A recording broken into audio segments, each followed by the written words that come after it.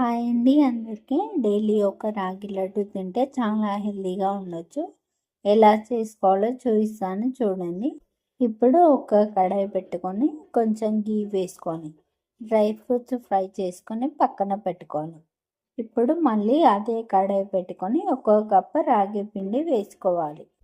గీలోనే పిండిని మొత్తం మంచిగా ఫ్రై చేసుకోవాలి.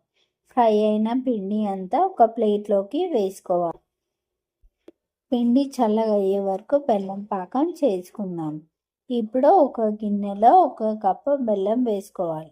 హాఫ్ కప్పు వాటర్ పోసుకొని బెల్లంని కరిగించుకోవాలి. ఒక కప్పు రాగి పిండికి ఒక బెల్లం సరిపోతుంది. ఇప్పుడు ఇలాచీ వేసుకోవాలి. బెల్లం పాకం రావాల్సిన అవసరం లేదు, కరిగితే చాలు. ఇప్పుడు ఒక చాయ్ది జాలి పెట్టుకొని కరిగిన బెల్లం అంతా రాగి పిండిలో పోసుకోవాలి. డ్రై ఫ్రూట్స్ వేసుకోవాలి.